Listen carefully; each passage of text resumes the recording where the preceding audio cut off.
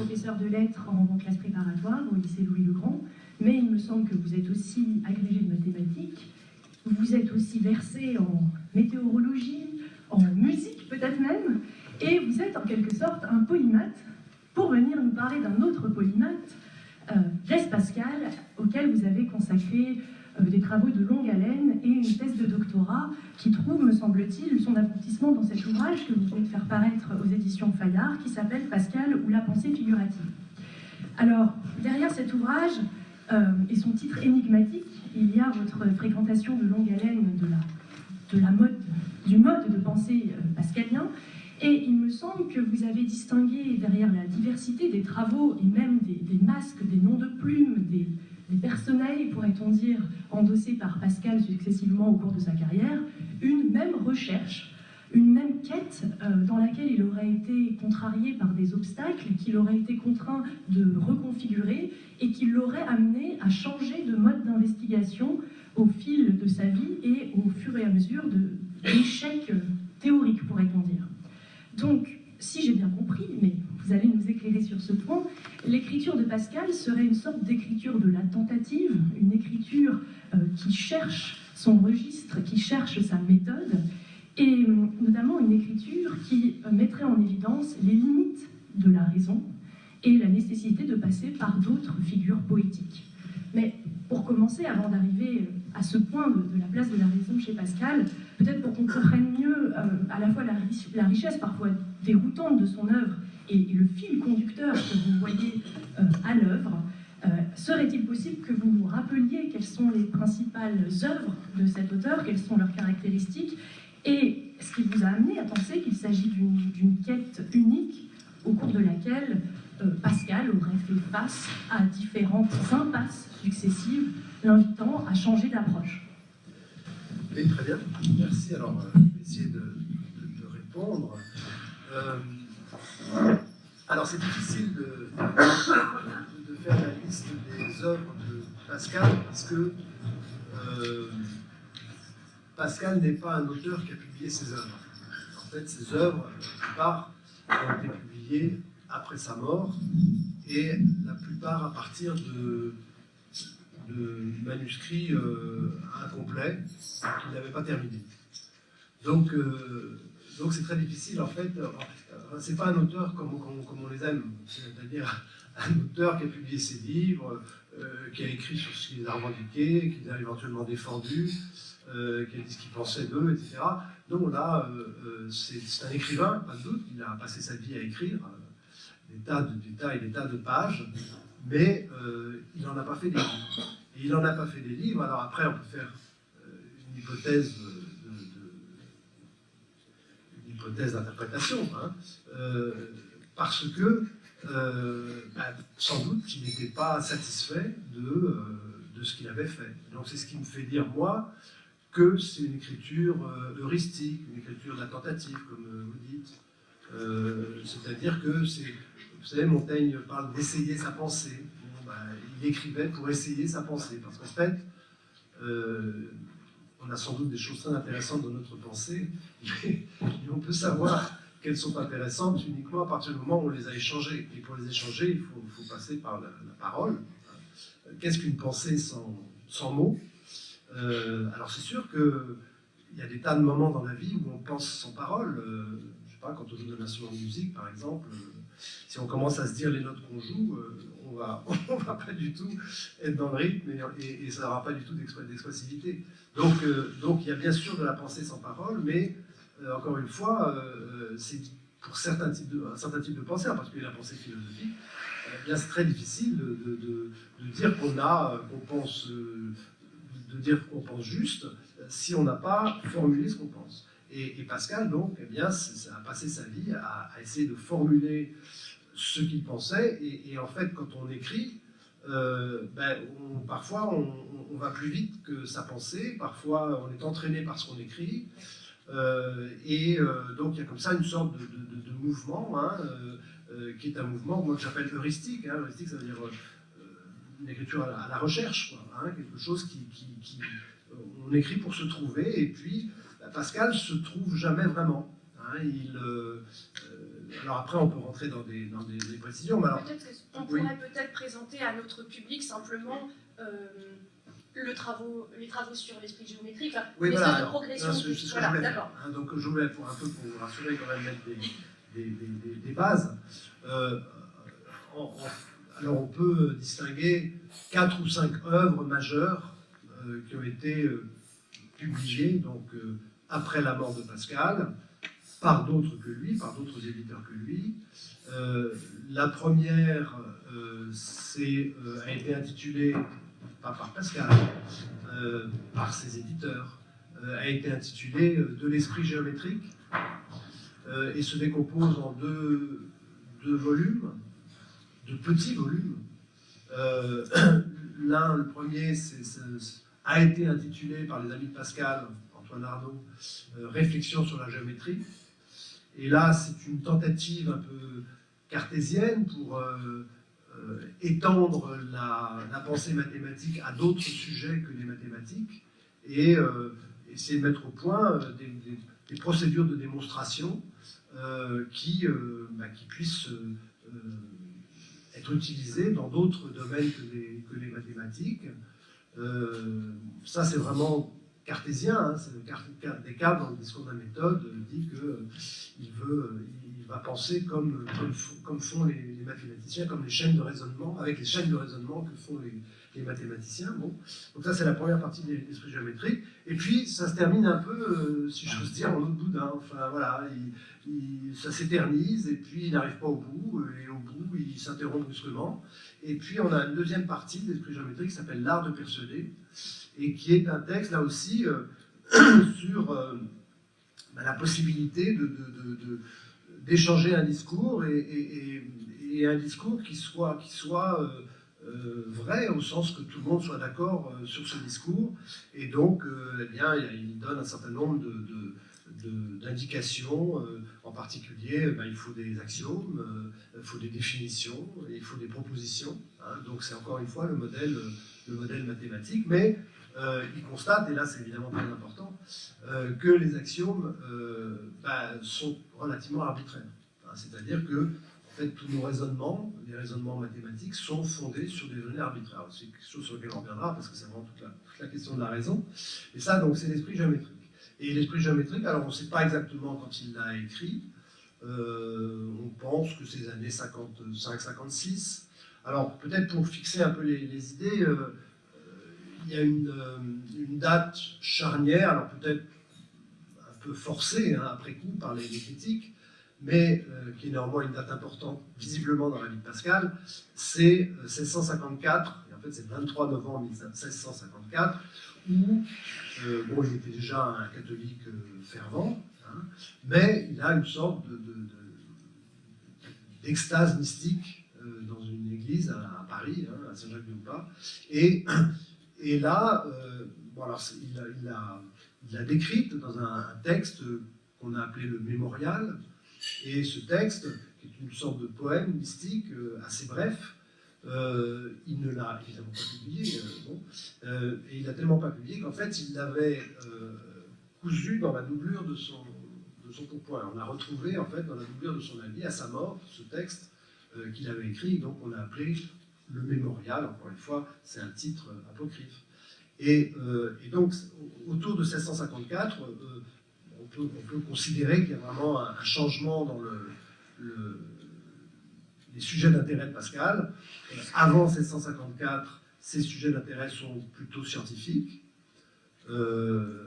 Et après 1654, eh bien, on le voit passer à d'autres sujets, donc soit profanes complètement, soit plus ou moins théologiques, ou philosophiques, ou poétiques. Alors après, c'est difficile de catégoriser, hein, Pascal, peut-être aussi qu'on aura l'occasion d'y revenir. Mais tout ça pour dire que l'esprit géométrique, c'est précisément le moment où il est en train de passer d'un Pascal à l'autre. Et là, précisément, la démarche même du début de l'esprit géométrique, c'est de vouloir étendre à d'autres choses que les mathématiques les raisonnements qui ont fait leur preuve en mathématiques. Mais évidemment, ce qui est intéressant à voir, c'est qu'ils n'y arrivent pas. Alors, ça, c'est donc l'esprit géométrique. Après, la deuxième œuvre majeure qui alors est très connue, parce que c'est une des seules œuvres qui a été publiée de son vivant, c'est Les Provinciales. Alors, Les Provinciales, c'est un texte très drôle, et en fait c'est un canular. Alors on ne va pas rentrer dans les polémiques entre les jésuites et les jansénistes, ça demanderait peut-être trop de temps, mais bon, disons que c'est une période très tendue, hein, et qui oppose donc en particulier un certain nombre de jésuites à un certain nombre de personnages qu'on appelle les jansénistes, parce que ils sont proches, par leurs idées, d'un texte d'un théologien qui s'appelle Jansénius, qui est mort dans les années 40 à peu près, 1640, et qui avait écrit un ouvrage sur Saint-Augustin qui s'appelait l'Augustinus. Et cet ouvrage a aussitôt suscité la polémique parce que certains catholiques ont déclaré que les thèses de Jansénius, l'interprétation que faisait Jansénius de Saint-Augustin était hérétique. Et à partir de ce moment-là, il y a eu des querelles religieuses à l'intérieur du monde catholique entre ceux qui défendaient Jansénius, qu'on a appelé les jansénistes, et puis ceux qui attaquaient Jansénius, et dans lequel on trouvait toutes sortes de chrétiens, mais en particulier les jésuites. Et s'il y avait un conflit très net entre jésuites et jansénistes, c'était sur une question essentielle, c'est sur la question de la grâce. Alors, c'est une notion très lointaine peut-être pour le monde d'aujourd'hui, mais la question, ça peut s'expliquer relativement simplement, hein, c'est de savoir si Dieu donne sa grâce et qui est une grâce efficace, c'est-à-dire que quand Dieu nous donne sa grâce, elle est aussitôt suivie des faits. Donc quand je fais le bien, c'est que je reçois la grâce. Hein, c'est Dieu qui me détermine dans mon action, qui m'incline dans mon action. C'est un mot qu'on voit souvent, hein, dans le vocabulaire des jansénistes.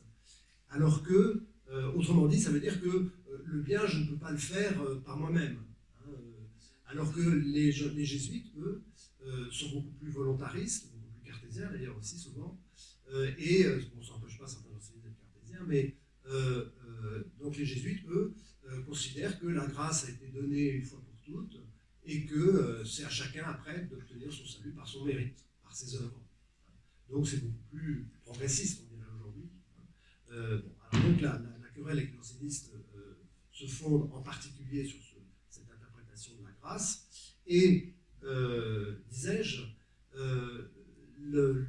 ce conflit entre jansénistes et jésuites est à son apogée dans les années 56-57. Et à ce moment-là, donc il y a certains amis de Pascal qui sont regroupés, on appelle les messieurs de Port-Royal, qui sont regroupés à l'abbaye de Port-Royal, qui se sont mis à habiter. Il y avait un monastère à Port-Royal-des-Champs, près de Trappes aujourd'hui, hein, pardon ? Montigny-le-Bretonneux. Montigny-le-Bretonneux, voilà, c'est la commune en fait. Et donc il y avait des sœurs, et ces sœurs qui étaient là avaient il y avait un abbé qui s'appelait l'abbé de Saint-Cyran, qui était un ami de Jansénius, et qui avait donc fortement influencé, hein, la théologie de ces sœurs de Port-Royal. Et Port-Royal est devenu une sorte de centre de rayonnement pour ces thèses jansénistes, et en particulier un certain nombre de notables de l'époque ont décidé de quitter la vie mondaine et de s'installer, pas religieux, mais c'est pour ça qu'on les appelait les messieurs de Port-Royal, mais ils se sont installés à proximité de l'abbaye. Il y avait des bâtiments de ferme sur le plateau qui est au-dessus, l'abbaye dans une vallée, et ils se sont tous installés dans ces bâtiments de ferme, et là ils se sont mis à produire des textes, ils ont fait école, on a les petites écoles de Port-Royal, qui faisaient concurrence donc aux écoles qui étaient en majorité jésuites, hein, à l'époque, et dans ces écoles de Port-Royal, bon, il y a eu beaucoup en particulier d'innovations pédagogiques, et donc il y avait ces messieurs de Port-Royal, et parmi ces messieurs de Port-Royal, il y en avait un qui s'appelait Antoine Arnaud, qui était docteur en Sorbonne, et qui avait été viré de la Sorbonne, précisément à cause de ses thèses, enfin de ses convictions jansénistes.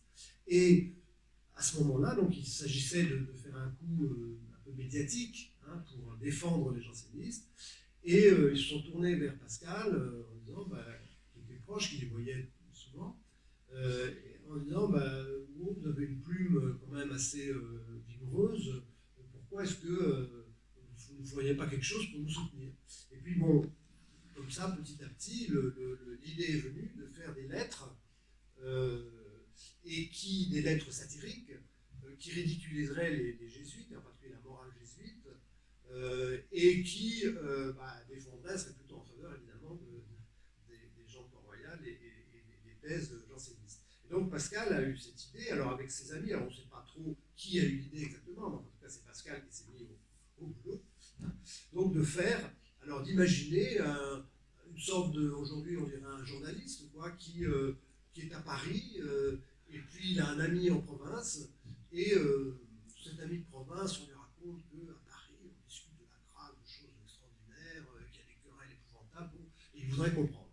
Et donc Pascal prend la plume pour écrire à son ami de province et lui raconter donc des histoires qui se passent à Paris, à la capitale, entre les jésuites et les jansénistes. Mais pas en son nom propre.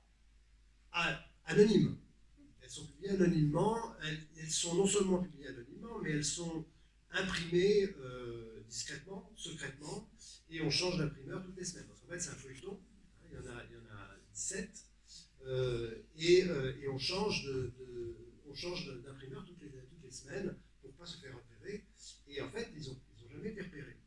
Et ces 17 lettres, alors ils sont interrompus au milieu de la 18e, mais ces 17 lettres donc, ont circulé à Paris, et alors tout le monde évidemment se bidonnait, parce qu'elles sont extrêmement drôles, et on peut considérer que c'est un des premiers romans épistolaires. C'est vraiment le Montesquieu qui a écrit les lettres persanes, célèbre roman épistolaire du XVIIIe siècle, était très imprégné de la verve de Pascal et du modèle qui avait été lancé par Pascal. Et comme vous le savez, à partir du XVIIIe siècle, il y a eu énormément de romans épistolaires. Et on peut considérer que Pascal a fait un peu le pionnier.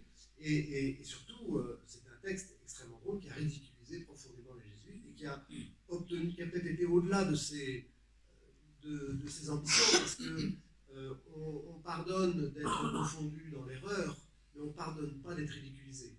Et donc, à partir du moment où les jésuites, non seulement se sont sentis ridiculisés, la haine s'est avivée, et c'était une haine à mort, et qui a abouti effectivement à la mort de l'abbaye de Port-Royal et à la dispersion non seulement des sœurs qui y étaient, mais des cadavres, enfin des morts qui étaient enterrés dans le cimetière. Enfin, ça a été une fin épouvantable au début du XVIIIe siècle.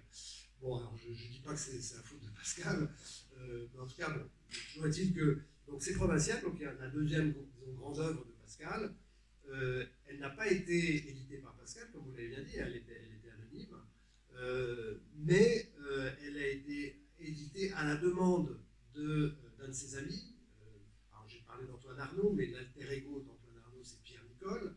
Et Pierre Nicole a dit à Pascal, on aimerait bien quand même le publier et surtout le traduire en latin pour que toute l'Europe puisse le lire. Et donc Pierre Nicole a fait une traduction en latin, et là on a dit mais Pascal alors a dit oui, mais en tout cas c'est pas sous mon nom. Enfin, je ne sais pas s'il a dit comme ça d'ailleurs, parce qu'on va voir après que la question du pseudonyme pour Pascal est importante. Mais en tout cas, le fait est que les provinciales sont signées par un certain Louis de Montalt. Alors, ce mot Louis de Montalt, il est intéressant parce que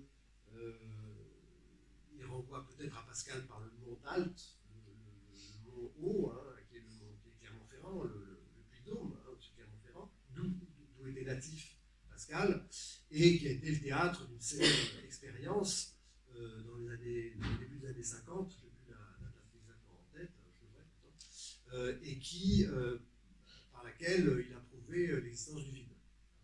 et par ailleurs aussi, en même temps, l'existence de la pression atmosphérique, et c'est pour ça qu'on parle aujourd'hui d'hectopascal quand on parle de pression atmosphérique.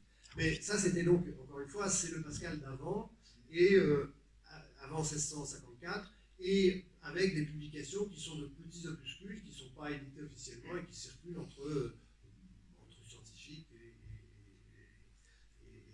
qui circulent dans toute l'Europe, mais en tout cas dans une correspondance privée entre les scientifiques. Donc, disais-je, on peut dire que les Provinciales sont la seule grande œuvre de Pascal publiée de son vivant avec son accord. Voilà. À ceci près, encore une fois, que c'est traduit en latin. Et alors après, il y a eu des traductions, parce qu'à l'époque, aussitôt qu'un texte était publié en latin, vous aviez des éditions sauvages dans toute l'Europe. Et puis comme il n'avait pas pu demander de privilège, parce qu'il y avait quelque chose qu'on appelait le privilège royal, qui était donc un privilège accordé à un auteur qui en faisait la demande de publier son livre et qui empêchait toute publication pirate.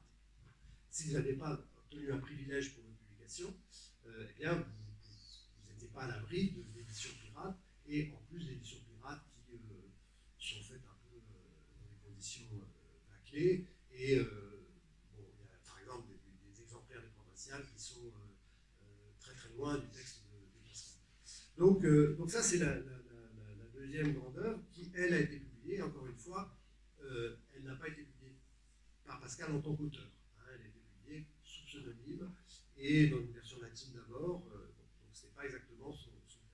Ensuite, alors, il y a un texte qui n'a jamais été publié non plus, qui est un texte très important, qu'on a regroupé sous le nom de Écrit sur la grâce, précisément, où Pascal essaye de faire de manière théorique ce qu'il a fait de manière satirique dans les Provinciales. C'est-à-dire essayer de raisonner avec la rigueur théologique qui s'impose sur ces histoires de grâce et de présenter en fait les trois théories, la théorie de Saint-Augustin, la théorie de certains jésuites qui en fait se regroupaient derrière la bannière d'un des leurs au XVIe siècle qui s'appelait Molina. C'est pour ça qu'on appelle les molinistes. Donc il y a les théories d'Augustin, il y a les théories de Molina, des molinistes, il y a les théories de calvinistes.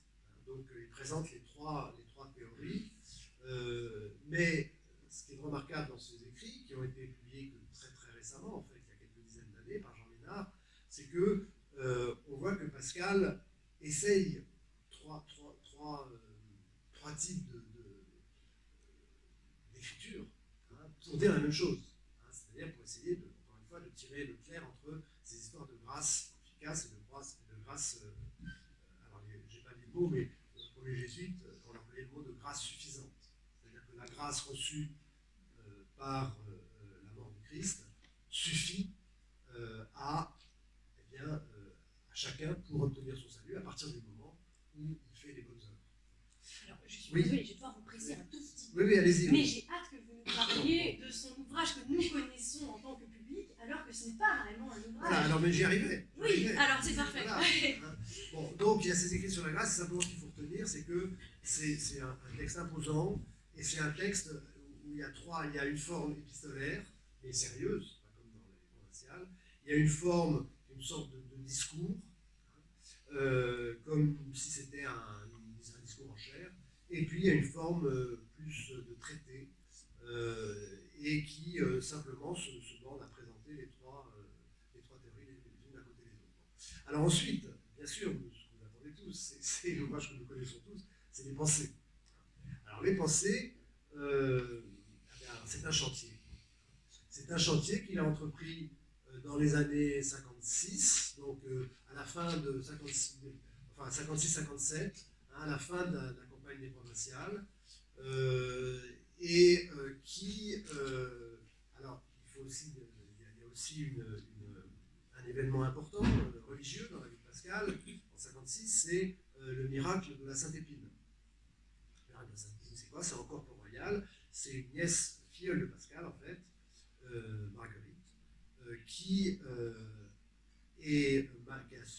6 ans ou 7 ans, je ne me rappelle plus bien l'âge, mais qui a une fistule oculaire, c'est-à-dire le canal oculaire communique avec le canal nasal, et ça crée des infections épouvantables. C'est une maladie horrible.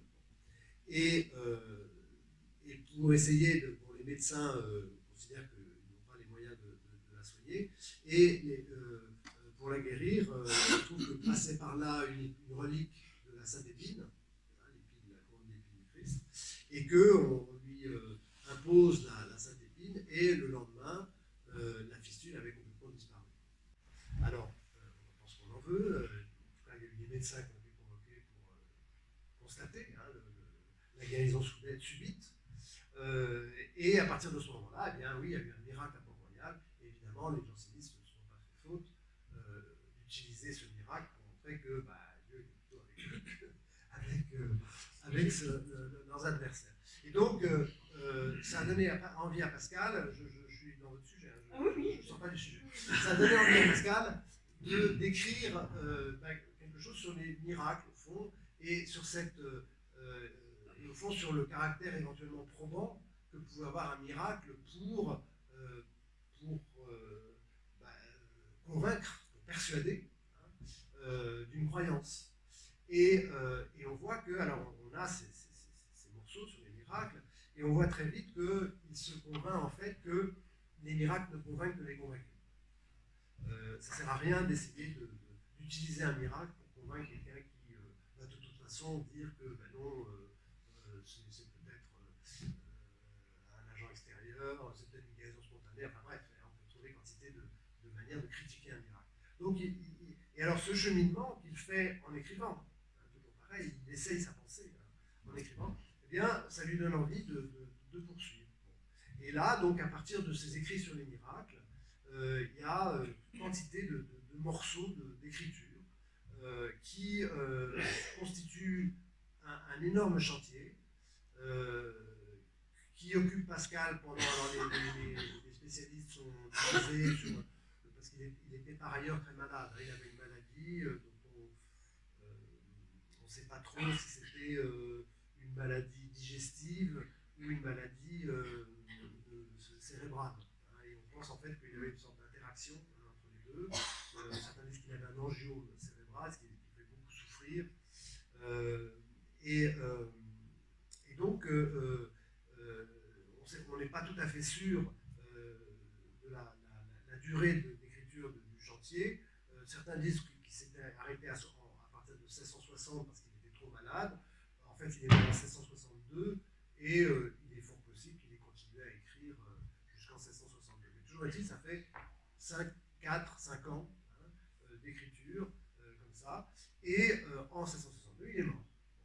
Et là, toute sa famille, donc ses proches, viennent dans son bureau, dans sa chambre, la chambre où il écrivait, et découvrent cet amas de papier. Alors évidemment, la première réaction, ils sont énormément déçus, parce qu'ils croyaient que, ça y est, on allait voir ce qu'on allait voir, leur frère, oncle, enfin bref, c'était tous les proches de Pascal, allaient faire un texte décisif sur la religion.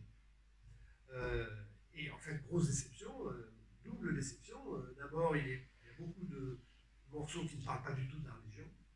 Et puis, le chantier lui-même paraît sans ordre. Alors, qu'est-ce qu'ils ont fait? Ils avaient quand même beaucoup de respect, évidemment, pour leurs proches, pour Blaise Pascal.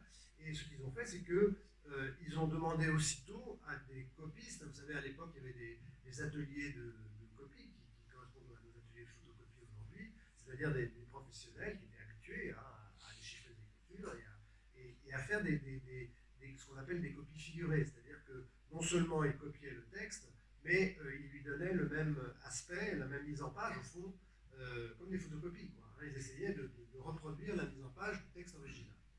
Et donc on a aussitôt fait des copies, parce qu'il fallait évidemment plusieurs copies au cas où une disparut. Donc, et à partir de ces copies, eh bien, ils se sont demandé ce qu'ils allaient faire. Alors certains étaient pour ne pas publier, parce qu'il considérait que beaucoup de morceaux étaient inaboutis. Hein, et c'est vrai que vous aviez il y a des fragments, c'est le bec du perroquet, point. Un autre, c'est le Cléopâtre, point. Un autre, c'est penser à telle chose, un peu comme on dit, penser à descendre la poubelle. Enfin, vous voyez, des fragments très très concrets qui s'adressent à lui-même, en fait, des notes pour lui-même. Et puis des morceaux assez développés, d'assez grande ampleur, mais quand même un style qui a dérangé aussitôt les proches, parce qu'ils considéraient que ce n'était pas un style assez, on dirait aujourd'hui, assez classique, quoi, assez écrit, assez construit. Bon. Et donc, double déception et triple déception, parce qu'on ne voit pas trop l'ordre non plus, et débat, et ils ont quand même fini par décider de construire quelque chose à partir de ce chantier. Et ça, c'est quelque chose qui est vraiment passionnant dans votre livre. C'est une découverte pour la plupart des lecteurs, c'est de découvrir qu'il n'y a pas un ensemble des pensées, mais une myriade de livres complètement différents. On peut faire plusieurs livres. Voilà, et ce n'est pas le même livre, ce Voilà. n'est pas la même thèse qui est défendue. Voilà. Et finalement, vous dites que ça reflète beaucoup plus les arrière-pensées des éditeurs ou leur propre appropriation des notes de Pascal que ce qu'on peut reconstituer de la démarche pascalienne. Oui. Alors, c'est ça qui est intéressant. C'est-à-dire que les gens de Port-Royal, donc en fait, il y avait la sœur Gilberte de Blaise, il y avait son fils, donc le neveu de Pascal, qui s'appelait Étienne Perrier, parce que Gilberte avait épousé M. Perrier, le fameux beau-frère qui était monté sur un âne pour sauver du public. Et donc, donc ça, c'était la famille proche, et c'est agrégé à la famille proche, se sont agrégés Antoine Arnaud, Pierre Nicole, le duc de Luynes qui habitait à côté, et un certain nombre comme ça, de Luynes qui est traducteur de Descartes, et se sont agrégés donc un certain nombre de gens autour, et qui ont fait une sorte de comité éditorial, et à partir de ce moment-là, ils ont fait circuler, donc je disais que les copistes avaient soigneusement reproduit le manuscrit, et ils en ont fait des cahiers, parce qu'en fait, Pascal travaillait en liasse, hein, c'est-à-dire que tous ces petits morceaux de papier sur lesquels il écrivait, que souvent il découpait, hein, c'est-à-dire qu'il écrivait sur une page entière, et puis il découpait, il prenait le morceau, et il l'enfilait sur une aiguille, avec un fil, et ça faisait des liasses. Donc ils ont trouvé en fait des liasses, hein, c'était quand même un certain ordre, même si on ne comprenait pas l'ordre de ces liasses et à l'intérieur de ces liasses. Donc les copies se sont appliquées quand même à reproduire liasse par liasse. Hein, c'est ce qui explique que une des copies, qu'on appelle la copie C1, une des copies est constituée de plusieurs cahiers en fait. Donc ils ont fait circuler ces cahiers, et je passe sur les détails, mais en 69, ils ont abouti à une pré-édition pour les proches, qui a circulé hein, pour éventuellement d'éventuelles corrections, et qui ensuite a été imprimée avec un privilège royal en 1670, et qu'on appelle donc l'édition de Port-Royal, et qui s'appelle Pensée de M. Pascal sur la religion et sur d'autres sujets. Donc c'est eux qui ont donné le titre de Pensée à l'œuvre de Pascal, mais c'était encore les pensées de M. Pascal sur la religion et d'autres sujets. Et alors, cette édition est passionnante à étudier parce que, d'abord, elle est très belle, hein, c'est-à-dire qu'ils ont essayé de donner un ordre au désordre pascalien, et aussi, alors il y a eu plusieurs contraintes.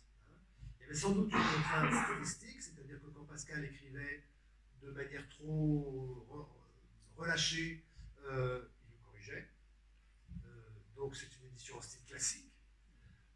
D'autre part, quand Pascal agitait des thèmes religieux qui pouvaient poser problème à l'époque, parce qu'il faut suivre l'histoire à l'époque, hein, dans les années 69-70, il y a eu ce qu'on appelait la paix de l'Église. Alors la paix de l'Église, c'est quoi? C'est une sorte de trêve hein, entre les jésuites et les jansénistes, Et cette trêve a duré jusqu'à la mort de la duchesse de Longueville en 1678. Et donc il ne fallait pas remettre de l'huile sur le feu. Encore qu'il y avait très peu de fragments, mais enfin, il y avait quand même dans le chantier des restes des provinciales. Donc il y avait quelques morceaux quand même polémiques. Donc, bref, ils ont voulu arrondir les angles théologiquement, et puis ils ont mis de l'ordre là où il y avait du désordre, en tout cas là où il y avait un ordre qui n'avait pas forcément compris. Et donc ça a donné cette très belle édition de Port-Royal, et qui a été l'édition que tout le monde a lue jusqu'au milieu du XIXe siècle. Donc c'est l'édition de Voltaire, de Montesquieu, de Rousseau, de Chateaubriand même. Donc, et c'est vraiment une très très belle édition. Et alors, simplement, il faut retenir une chose, c'est qu'ils ont été sélectionnés dans les papiers de Pascal un long morceau qui commence par « qu'ils apprennent au moins que la religion qu'ils combattent ». Donc on voit un morceau polémique, en fait, et qui s'adresse à ceux qui combattent la religion. Et donc on peut dire que, pour répondre à votre question, pour illustrer votre question, Port-Royal a donné une perspective polémique au chantier pascalien. Et on verra qu'il y a bien d'autres, enfin il y a plusieurs autres manières de le prendre, et en tout cas pas polémique. Mais toujours est-il que polémique anti-athée, on dirait, ou anti-libertin, pour prendre un mot de l'époque. Donc ça, c'est la première édition de Port-Royal. Ensuite, et elle a circulé dans toute l'Europe. Et même, vous voyez, Nietzsche, à la fin du XIXe siècle, il avait la traduction allemande de l'édition de Port-Royal. Alors, ensuite, il y a eu des rééditions au XVIIIe siècle, mais qui se sont toutes faites sur l'édition de Port-Royal. Alors, l'autre chose qu'il faut comprendre, pour comprendre l'histoire des éditions des Pensées, c'est que, donc je vous ai dit qu'il y avait des copies qui avaient été produites, et alors vous allez me dire, mais que sont devenus les manuscrits authentiques, les originaux? Alors, il faut savoir qu'au XVIIe siècle, on n'avait aucun respect pour les manuscrits autographes des auteurs. On n'a pas l'autographe de Racine, on n'a pas l'autographe de Corneille. Il se trouve que, par chance, comme Pascal était un peu en odeur de saleté, disons, dans son entourage et dans l'entourage de Port-Royal, on a considéré presque un peu comme des reliques ces morceaux de papier, très très mal écrits en plus, ils sont illisibles. Je vous recommanderais l'édition en ligne, oui, voilà, ce genre-là, je vous recommanderais l'édition en ligne Pensée de Port-Royal, là, qui est excellente, et là vous avez les photos des manuscrits. Vous verrez combien c'est difficile de lire le Pascal. Mais, donc il y a eu, ces morceaux ont été éparpillés un peu, mais pas tous. Et là, il y a un autre neveu, le cadet d'Étienne, Louis Perrier, qui, au début du XVIIIe siècle, qui était abbé à l'abbaye de Saint-Germain-des-Prés, qui a dit, bon, il faut quand même faire quelque chose et réunir tous ces morceaux de papier. Il en était détenteur. Et là, il a donc récupéré tout ce qu'il pouvait des authentiques, des autographes de Pascal, et il en a fait un recueil. Alors il a procédé de manière très simple, c'est-à-dire qu'il avait un cahier vide, blanc, et il avait donc ces morceaux de papier. Il prend un papier, il le colle. Bon, il reste ça de place. Moi, je vais chercher un papier qui est à peu près cette hauteur-là. Donc, il va prendre un autre papier qui colle là. Donc, c'est complètement en désordre. Et c'est ce qu'on appelle le recueil original, qui a ensuite été déposé à la Bibliothèque royale, qui est aujourd'hui à la Bibliothèque nationale. Mais évidemment, qui a l'avantage, alors qu'il est en complet désordre, mais qui a l'avantage d'être une référence, bien sûr, autographe, pour vérifier si les copistes ne se sont pas trompés, ce qu'ils ont peu fait. C'est-à-dire que c'était vraiment des professionnels. Ils copiaient très bien. Enfin, il y a quand même des exemples célèbres d'erreurs des copistes, parfois comiques même. Alors, donc il y a d'un côté ces autographes, de l'autre, il y a ces éditions à partir de Port-Royal qui se font en gros à partir qui se font à partir des éditions de Port-Royal.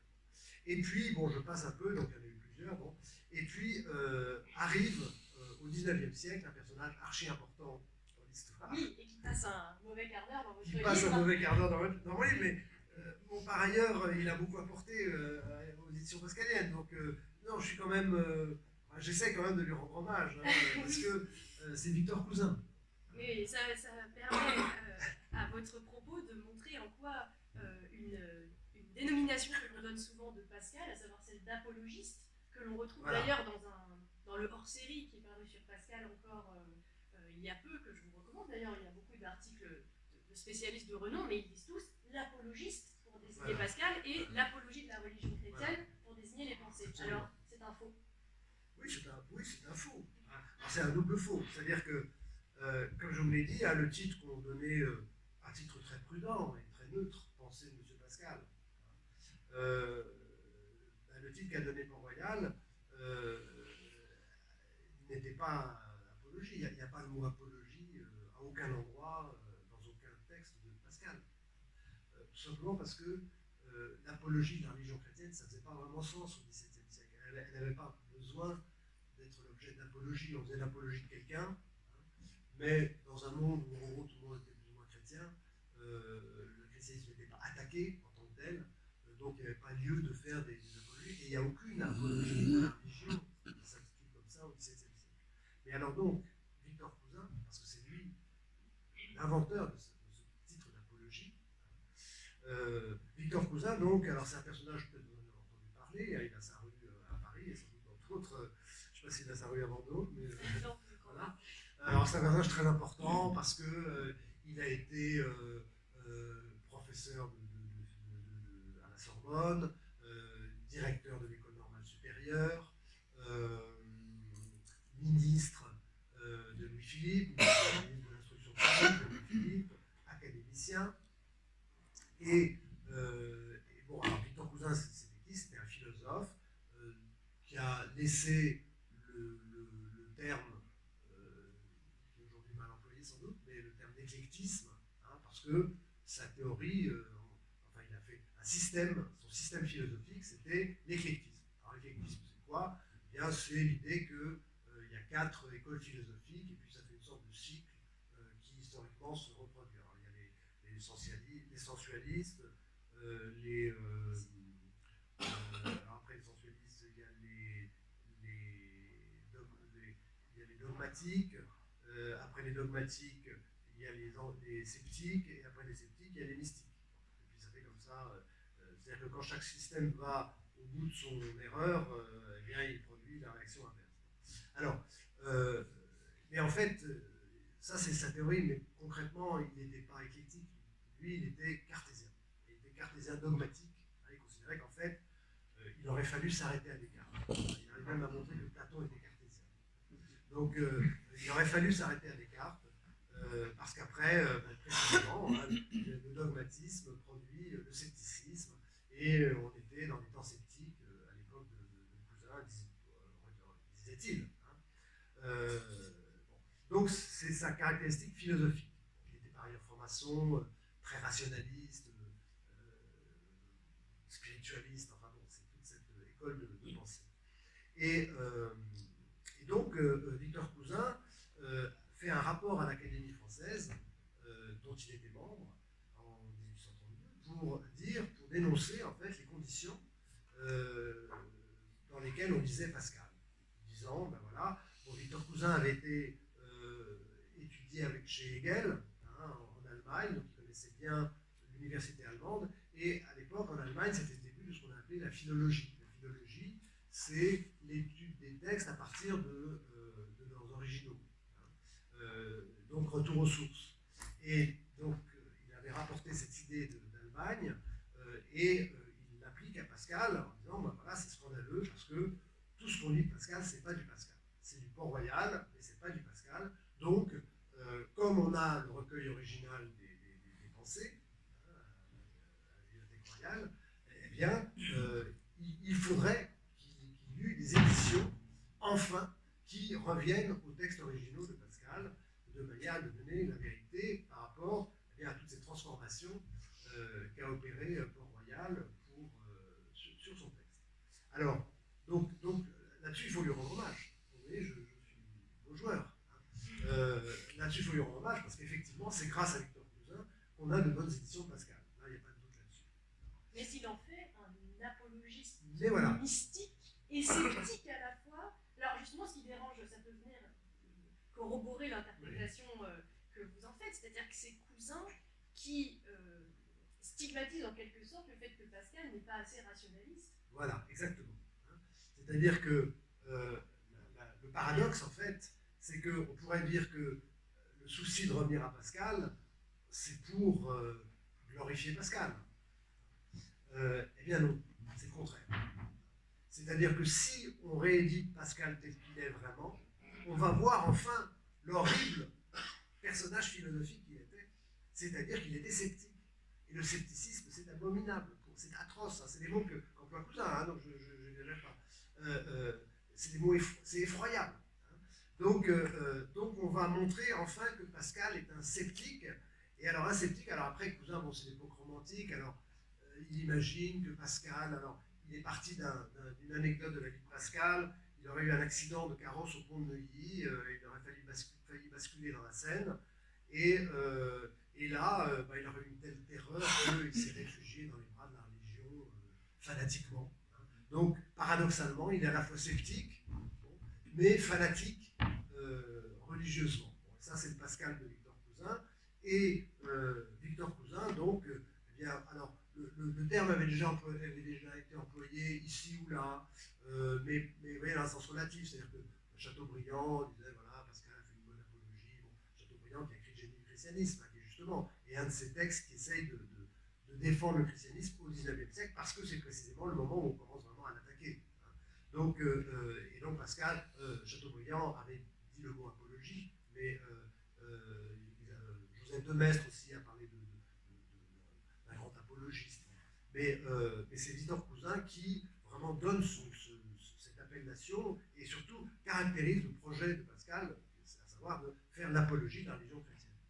Et alors, très curieusement, hein, comme vous le dites, ce mot d'apologie a collé, comme le sparadrap du capitaine Haddock, a collé à la peau des pensées depuis, et encore, oui, dans les dernières publications, on voit toujours l'apologiste. Alors qu'encore une fois, alors, il faut quand même dire deux choses. La première, bien sûr, c'est que du point de vue de l'histoire littéraire, c'est évidemment une contre-vérité, c'est un anachronisme. Il ne peut pas y avoir d'apologie de la religion chrétienne au XVIIe siècle. Trois choses. La deuxième chose, c'est que Pascal, encore une fois, n'a jamais employé ce mot, et les amis de Pascal n'ont jamais, dans leur correspondance autour de ce chantier, n'ont jamais parlé d'apologie. Bon. Et puis, la troisième chose, c'est que j'ai oublié la troisième chose. Voilà. Critique-t-il véritablement la raison? Non, oui, pardon. Est-ce qu'il fait la religion de façon fanatique? La troisième chose, c'est que, et c'est ça où je concède hein, quand même à l'apologie, c'est-à-dire qu'effectivement, hein, si on sélectionne certains fragments de Pascal, vous voyez, j'emploie le mot morceau et fragment, hein, peut-être on aura l'occasion de le préciser, parce que c'est difficile de qualifier le type de texte dont il s'agit. Hein. Mais en tout cas, c'est des textes fragmentaires, hein, morcelés, morceaux fragments.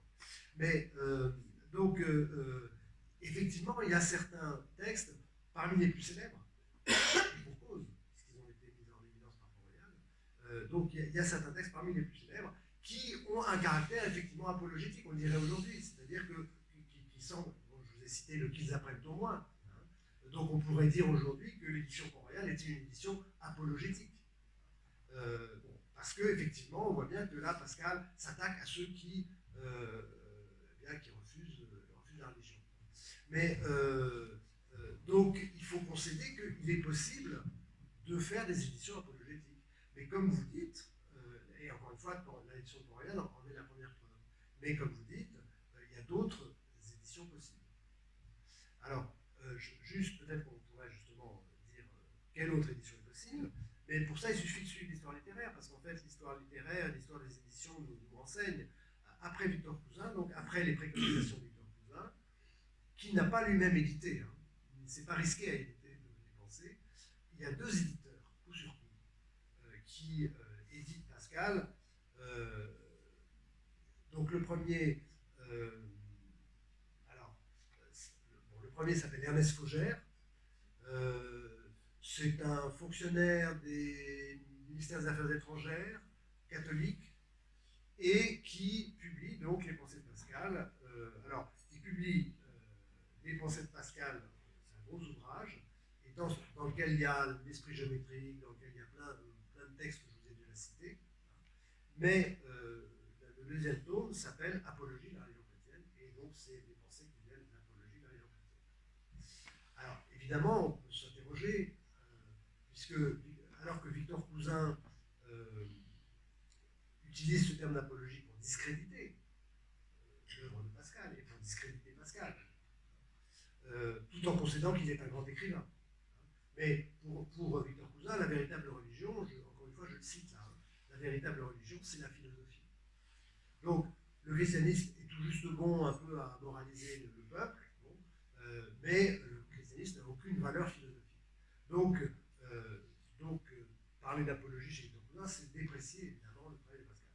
Alors, on peut s'interroger pourquoi est-ce qu'un éditeur catholique comme Faugère eh bien, reprend ce terme d'apologie. Eh bien, là, c'est très facile à comprendre, hein, c'est une sorte d'association de malfaiteurs.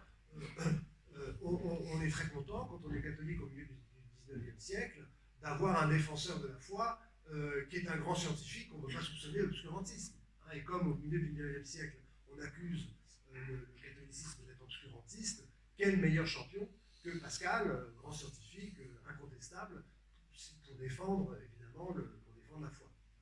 Donc alors ça c'est Havet, ça c'est Faugère, et ensuite on a une deuxième édition quelques années plus tard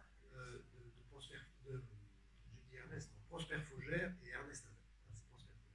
Et ensuite c'est Ernest Havet. Alors Havet c'est le contraire. Hein, Havet, alors il est sur la même ligne que Victor Cousin, c'est un franc-maçon très très rationaliste qui a écrit un très gros ouvrage sur le christianisme quelques années plus tard, complètement, enfin très très critique, bon, et qui édite alors une édition admirable hein, de Pascal, parce que c'était quelqu'un de très fort, très intelligent, et donc ses notes sont encore aujourd'hui extrêmement intéressantes et souvent extrêmement justes. Mais le comique de la chose, c'est que c'est une apologie pour lui de la religion chrétienne, mais une apologie qui montre l'absurdité de la religion chrétienne. Hein, c'est-à-dire que Pascal est le seul qui a su, parce qu'il était le meilleur penseur, enfin le penseur qui a le mieux compris la religion chrétienne. Donc Pascal expose la religion chrétienne, et en fait, c'est une sorte de démonstration par l'absurde. C'est-à-dire que si la religion chrétienne c'est ça, et Pascal en dit la vérité, eh bien c'est vraiment quelque chose d'absurde. Donc c'est ça qui est comique, d'une certaine manière, mais qui est très illustratif, c'est qu'à 5 ans d'écart, on a deux éditions coup sur coup, dans deux perspectives radicalement opposées, avec le même titre, ou le même sous-titre, dans le cas de l'apologie de la religion chrétienne. Hein, donc, parce qu'effectivement, pour quelqu'un qui est contre la religion chrétienne, une apologie de la religion chrétienne, c'est absurde, et pour quelqu'un qui est chrétien, une apologie de la religion chrétienne, c'est très bien. Et c'est ce qui explique que, encore aujourd'hui, qu'on soit chrétien, qu'on ne soit pas chrétien, eh bien, on continue à parler d'apologie, tout le monde est content. Et alors, donc voilà, donc ça c'est bon, et ensuite on a eu un certain nombre d'éditions. Alors oui, je disais on va suivre les éditions pour comprendre qu'il y a d'autres temps possibles.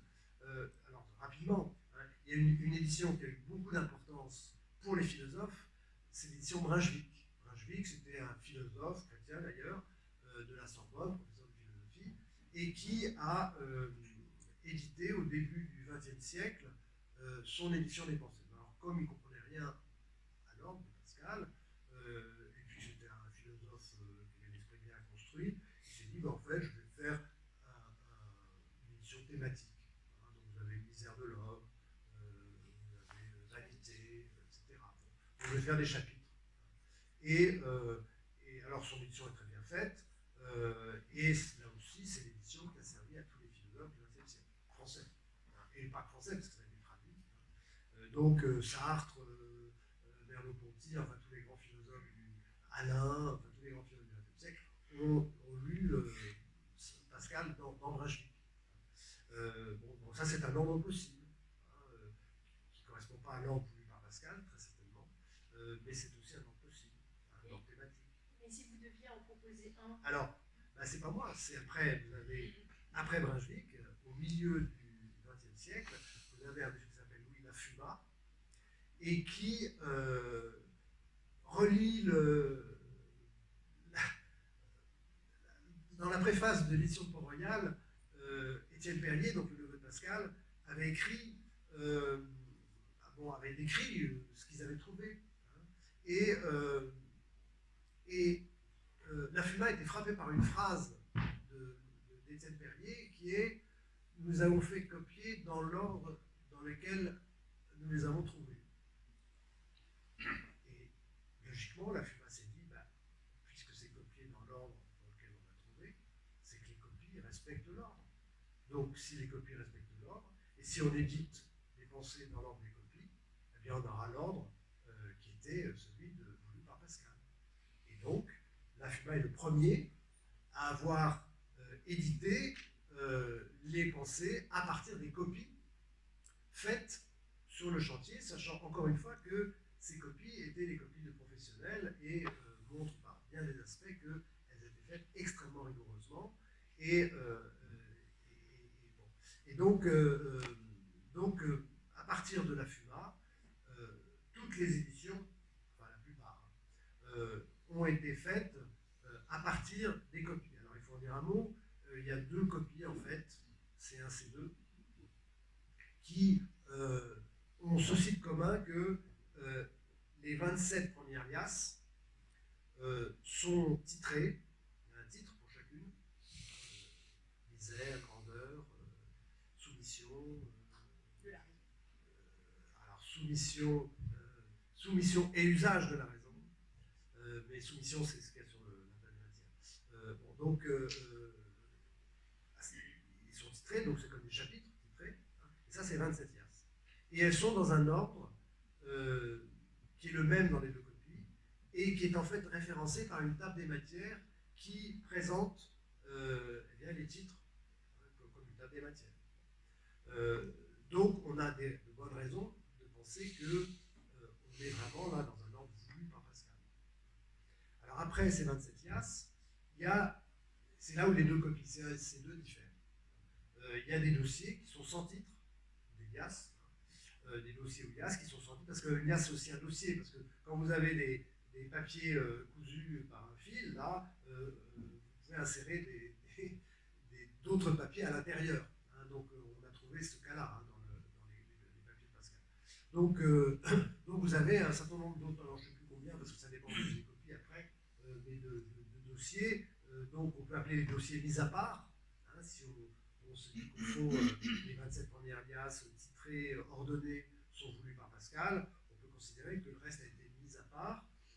Donc, un grand chantier mis à part, mais évidemment, ce qui est remarquable, c'est que dans ces dossiers mis à part, il y a les morceaux les plus célèbres. Il y a celui que je viens de citer, qui est très célèbre, mais il y a le morceau de Paris, hein, dont tout le monde a entendu parler, et bon, il y a comme ça un certain nombre de textes, de fleurons, hein, des pensées de Pascal, qui sont dans ces dossiers mis à part. Alors que ce n'est pas le cas dans les 27 lacéteries, vous ne trouvez pas le Paris, vous ne trouvez pas tous ces morceaux, et en général, alors à quelques exceptions près, mais, et là, je vais en venir à ce que j'avais repoussé, à savoir l'histoire des fragments et des morceaux, c'est souvent des morceaux très courts, hein, dans les 27 premières liasses.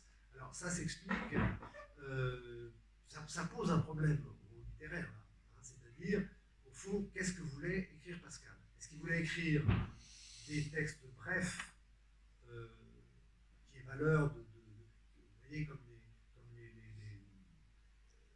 fragments de Nietzsche, voilà, des aphorismes. Hein.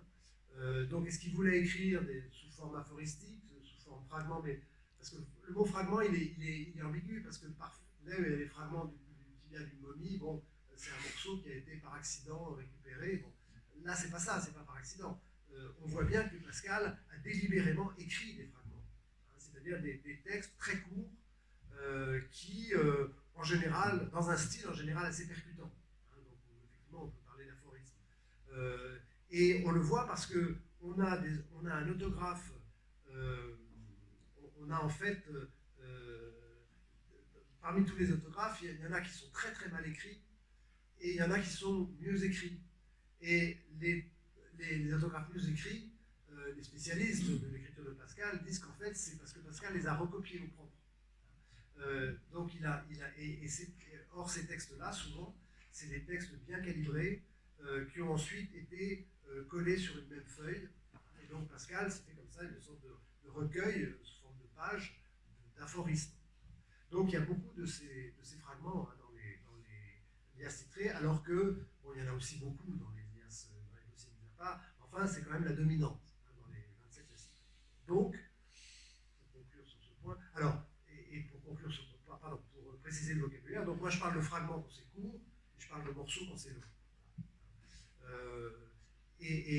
Alors maintenant, bon, on peut peut-être parler de cet ordre justement des liasses titrées. Et de ce que cette écriture, qui est justement tâtonnante, puisqu'on ne sait pas si si ces fragments ont été interrompus en cours d'écriture, s'ils devaient servir à quelque chose de plus grand, s'ils étaient voulus courts, qu'est-ce que ça vous laisse penser sur le tâtonnement méthodologique en quelque sorte de Pascal et ce à quoi il a renoncé et ce qu'il a trouvé dans la poétique qu'il a mise en place? Alors, il y a deux éléments de réponse. Bon, enfin, il y a trois éléments. Le premier élément de réponse, c'est... C'est toujours mieux le trois. Voilà, trois éléments. Le premier élément de réponse, c'est... On ne peut pas dire. Alors, on n'a aucun témoignage de Pascal disant ce qu'il voulait faire. Donc, c'est toujours hasardé, plus ou moins argumenté, mais enfin bon, c'est des hypothèses. Donc, cette précaution préliminaire prise, je passe aux deux réponses. Alors, la première, c'est que quand on regarde les écrits sur la grâce, dont vous avez parlé, on voit que l'écriture de Pascal évolue. Et enfin, la tentative d'écriture de Pascal évolue, hein, c'est-à-dire qu'on passe d'une forme continue, le discours et les lettres, une forme développée, à ce fameux essai de traité, hein, à la fin, où, comme je vous l'ai dit, les pensées d'Augustin, Calvin et de Molina sont juxtaposées. Hein, et c'est au four au lecteur de construire sa vérité à partir de morceaux juxtaposés. Alors ça, c'est la première élément de réponse, parce que ça montre que... Et encore une fois, c'est les mêmes matières. C'est ça qui est intéressant avec la référence sur l'écrit sur la grâce, donc ils sont très difficiles à lire. Hein. Surtout, il faut des connaissances théologiques, enfin, c'est un texte pas facile.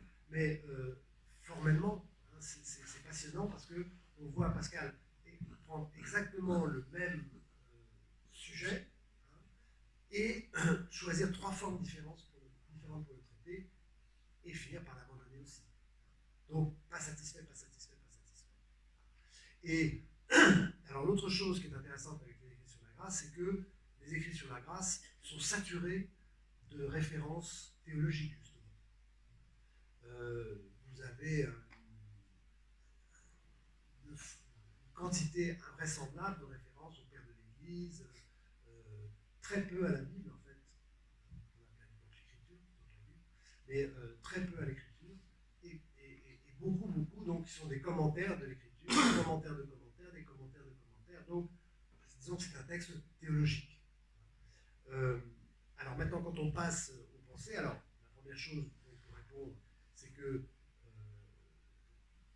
c'est sûr qu'il y a une perspective littéraire, poétique, fragmentaire dans le propos. Vous parlez même de poétique du coup de ciseau pour désigner le fait qu'il a choisi de couper, voilà, de recoller. Oui, c'est-à-dire que parfois il a écrit un morceau et il le coupe. Et donc on n'a pas le début, hein, et on a l'impression de rentrer medias res, là, au milieu du morceau, enfin au milieu d'une pensée. Hein, ça nous brutalise, ça nous réveille. On dit mais qu'est-ce qu'il veut dire, qu'est-ce qu'il veut dire hein. Cet homme qui, bon, cet homme il n'en a pas parlé, j'ai pas lu avant. Bon. Et puis bon, après on comprend que cet homme c'est quelqu'un qui est en train de chasser le lièvre. Et puis parfois il se cite lui-même, c'est-à-dire qu'il finit un paragraphe par etc. et ça renvoie à une autre pensée qu'il a déjà écrite oui, absolument. Et qu'il faut relier. Voilà. Donc finalement ça fait penser le lecteur plus que ça ne lui donne quoi penser. Voilà, c'est très stimulant hein, pour le lecteur parce que le lecteur entre dans un jeu de pistes. Mais alors on ne sait pas si le jeu de pistes est voulu par Pascal ou si le jeu de pistes c'est tout simplement le résultat d'un travail inachevé. Hein, parce que, encore une fois, bon, si vous avez par exemple Cléopâtre, je vais citer par exemple Cléopâtre. Bon, là, vous avez Cléopâtre dans les dossiers à part, vous avez le nez de Cléopâtre, un autre fragment, et puis vous avez le nez de Cléopâtre, s'il eût été plus court, la face du monde aurait changé. Et donc on voit bien qu'il se fait des penses bêtes, hein, et que quand il écrit Cléopâtre, parce que Cléopâtre, en fait, je ne sais plus si c'est Cléopâtre ou Cléopâtre, hein, dans les liasses titrées, là, les 27 liasses, mais ce n'est pas le fragment le plus développé, quoi. Et donc on voit qu'il le met simplement pour ne pas oublier que j'ai écrit sur le nez de Cléopâtre et que c'est dans un des dossiers mis à part, donc il faudra le réunir, quoi. Donc ça, c'est très stimulant pour le lecteur, mais encore une fois, on ne peut pas savoir, d'une part, on ne peut pas savoir ce vers quoi il tendait, et surtout, on ne peut même pas savoir s'il finirait ou pas par publier, enfin, s'il avait l'intention ou s'il aurait publié ce texte.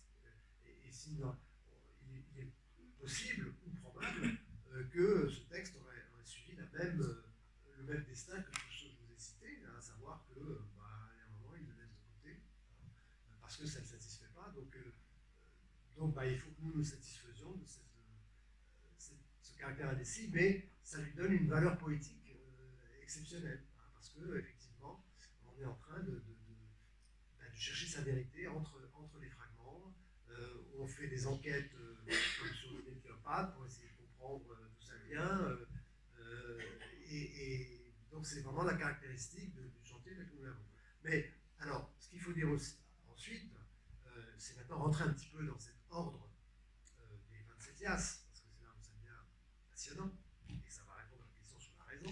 Je ne sais pas si on en est au point de vue du temps. Ça fait 1h10. 1h10 ? Oui. Oula, il faut que j'arrête bientôt là. Bon, Mais, alors je vais conclure là-dessus, parce que c'était la question de départ. Conclure. Oui, après on pourra discuter. Mais donc je vais conclure là-dessus. Donc je vous ai dit que les copistes travaillaient de manière figurée. La table des matières, elle a ceci de particulier. Alors je ne sais plus à quelle page elle est quelque part, mais puis vous la verrez pas. Je pense pas que je vais l'avoir ici. Mais c'est ça, je peux faire avec mes mains. Il y a deux colonnes. La première colonne de gauche a une 10 ou une douzaine de titres, de lignes, et la colonne de droite, donc, on a une quinzaine ou une vingtaine. Donc, il y en a une, autant dire, il y en a une qui a plus de titres que l'autre. Or, alors, ce qui est remarquable, c'est que le copiste a tenu à faire tenir donc ces titres dans deux colonnes. C'est-à-dire que normalement, quand vous avez 27 titres, vous en mettez un, et puis un autre, et puis un autre, puis toujours même interligne, et puis ça fait une page avec des titres, bon, comme dans n'importe quel livre. Là, non. Là, on voit que c'est plus espacé, les interlignes sont plus larges dans la première colonne que dans la deuxième colonne. Donc ça montre bien qu'il y a deux parties très nettes, hein, dans cette construction. La première partie, donc tous les chapitres de la première colonne, sont des chapitres sans Dieu, sans religion. C'est ça qu'il faut comprendre. Vous dites anthropologie. Anthropologie. Alors, c'est pas moi qui le dis, hein, beaucoup ont qualifié d'anthropologie. L'anthropologique, c'est réflexions. Et en fait, Pascal prolonge le travail de Montaigne. Il se sert d'ailleurs de Montaigne comme une sorte de banque de données, et il reprend donc des témoignages de Montaigne, des idées de Montaigne, bon, et puis il les reformule autrement. Et là, au fond, on pourrait résumer cette première partie en disant que c'est une enquête. Alors, c'est une enquête sur le bonheur. Comment peut-on être heureux? Comment aider un lecteur à être heureux? Et la première partie, la règle du jeu, c'est on va chercher le bonheur par, je cite Pascal, nos lumières naturelles. C'est-à-dire par la raison.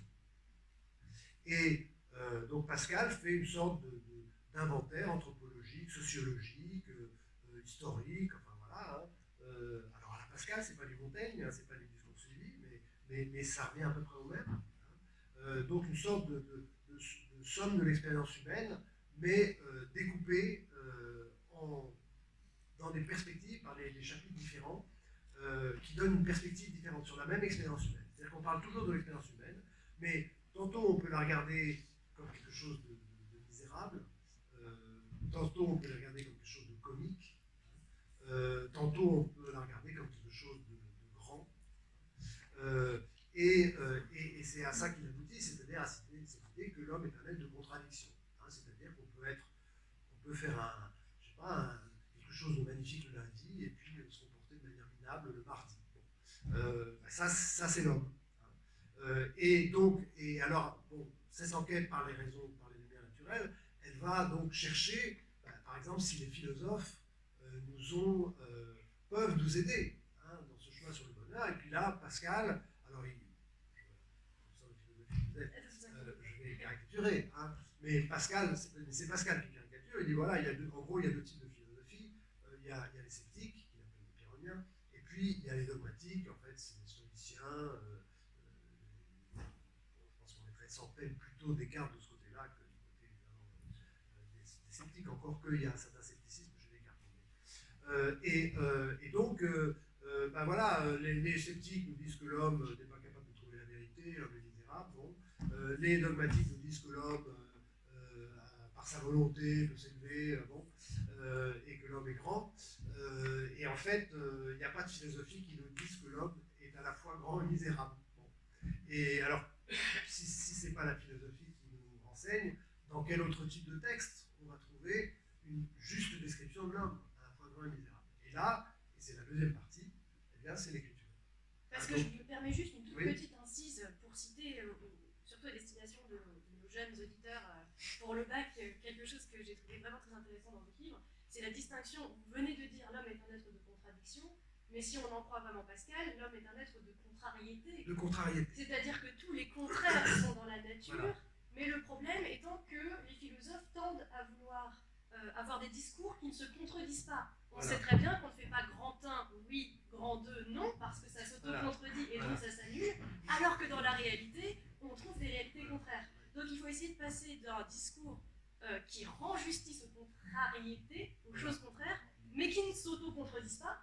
Et d'après Pascal, c'est ce qui empêche les philosophes de mettre le doigt sur la subtilité ou les paradoxes de la condition humaine, d'une certaine manière. Voilà. C'est parce qu'en fait, les philosophes se donnent comme règle la non-contradiction. Voilà. Se donnent comme principe la non-contradiction. La vérité ne peut pas être contradictoire. Or, la réalité peut être contraire. Or, la réalité est pleine de contrariétés, de choses contraires. Et c'est pour ça que la distinction contrariété, c'est un des chapitres, un des types de chapitres contrariété. C'est pour ça que la distinction contrariété, contradiction est importante. Or, il y a un système de pensée, alors c'est pas un système, on va dire comme ça, mais enfin, on va dire ça, on a un modèle de pensée, disons, qui, lui, ne se donne pas comme principe la contradiction, c'est l'écriture, la Bible. Pourquoi? Eh bien, parce que on a tout et son contraire, et en particulier, il y a beaucoup de contradictions dans l'écriture. Et alors là encore, c'est là où Pascal nous surprend toujours, c'est-à-dire que les rationalistes reprochent justement à la Bible d'être pleine de contradictions. Je ne sais pas, on prend un exemple, la semaine de Pâques, le calendrier de la semaine de Pâques n'est pas le même dans l'évangile de Jean et dans les trois autres évangiles. Donc, chez Jean, la crucifixion serait plutôt le jeudi que le vendredi. Donc, et des contradictions, il y en a beaucoup. Et Pascal les connaît très bien, ces contradictions, parce qu'il a essayé, justement, dans une perspective rationaliste, au fond, quand il était encore assez cartésien, à essayer d'écrire un évangile avec les 4 évangiles. De faire un évangile des 4 évangiles. Un très beau texte, d'ailleurs. Et là, on voit bien qu'il est obligé de choisir, parfois, un évangile plutôt que l'autre, et de laisser tomber, et lui-même s'en rend compte, et il n'y termine pas. Parce qu'en fait, le projet ne marche pas. On ne peut pas faire un seul évangile avec 4 évangiles, parce qu'il y a des contradictions qui font partie même de la signification du texte. Et donc, à partir de ce moment-là, eh bien, la deuxième colonne fait rentrer, alors encore une fois, ce n'est pas la religion qu'elle fait rentrer, c'est ça qui est aussi tout à fait remarquable. Il ne parle pas du pape, de la liturgie, non, il parle de l'écriture. Il fait rentrer, à minima, les notions de l'écriture qui pourraient expliquer cette contrariété humaine. Et les notions, elles sont doubles.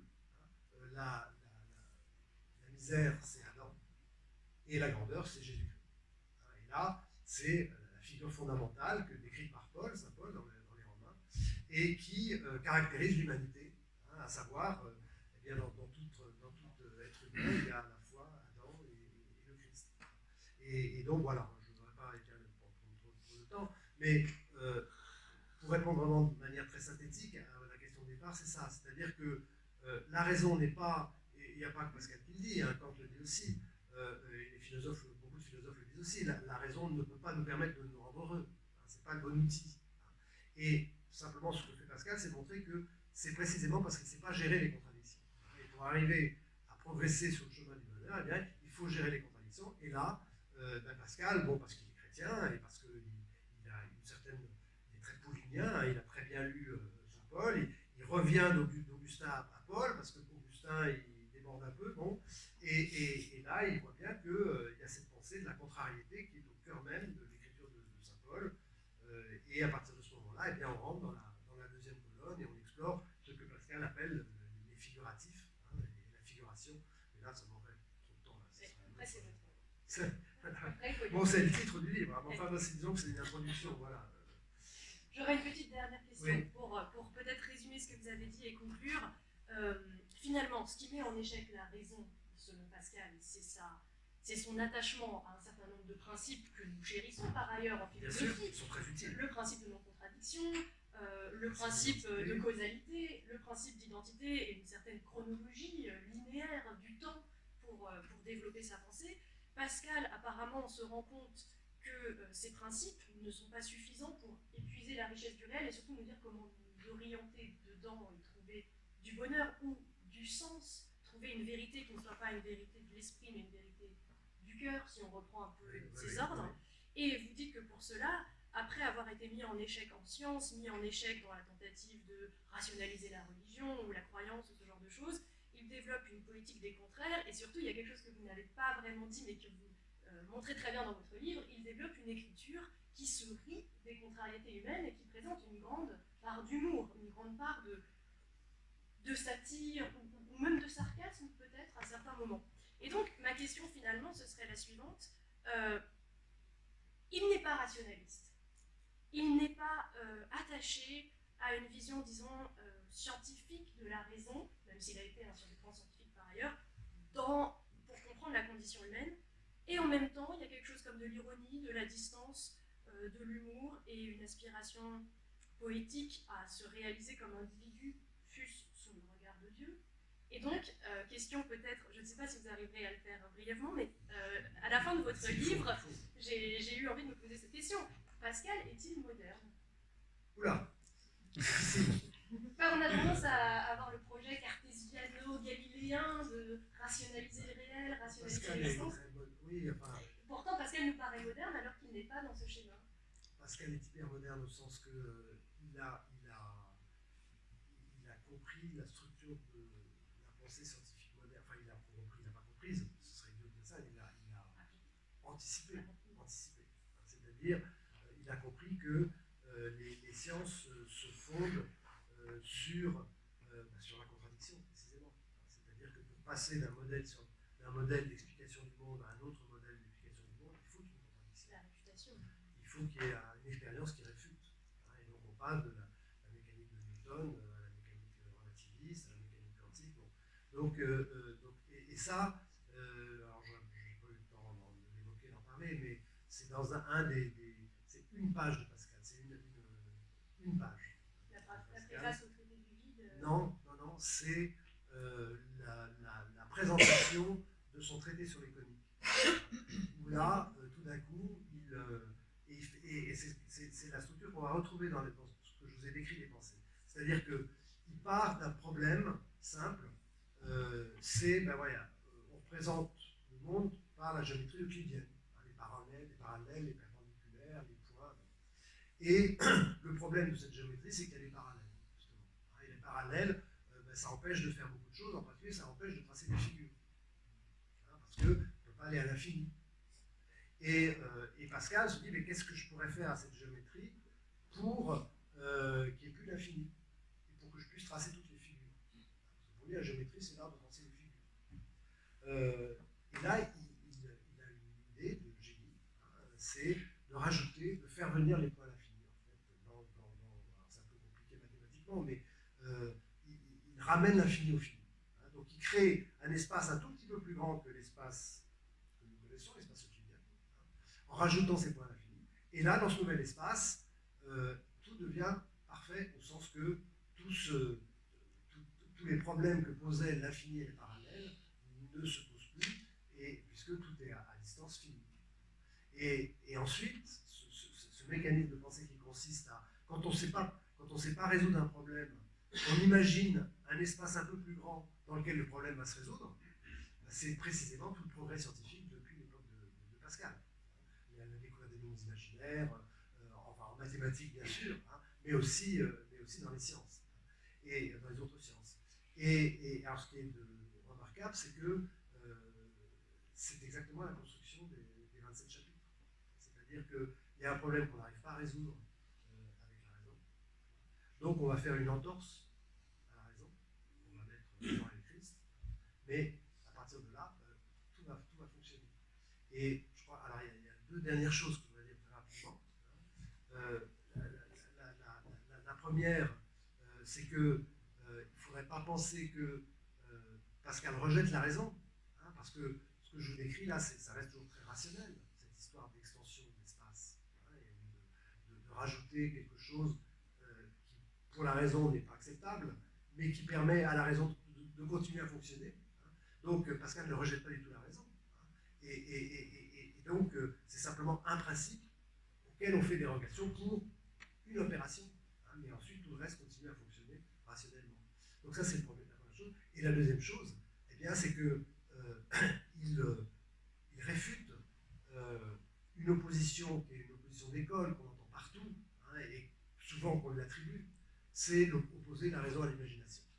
Hein, parce qu'au fond, ce qu'il montre, c'est que le seul moyen qu'on a de connaître la réalité, de mieux connaître le réel, c'est notre imagination. Et que toutes les théories, y compris la géométrie euclidienne, qui a été à l'infini vérifié que deux droites ne se rencontrent pas? Personne. Personne ne peut. Bon. Donc c'est complètement un processus imaginaire. Si vous voulez tracer une droite sur Terre, vous décollez de la Terre. Parce que la Terre est ronde. Donc, et puis vous allez à l'infini, vous n'arriverez jamais. Donc c'est une fiction totale, cette géométrie euclidienne. Et pourtant, nous croyons que c'est la vérité du monde. Donc l'imagination, elle nous sert à penser rationnellement, parce que la raison elle-même est une création d'imagination. Hein, une création géniale, parce qu'effectivement, elle nous permet de communiquer de manière parfaite, presque parfaite, hein, si on est d'accord sur les principes. Après, on peut qu'être d'accord sur les conséquences.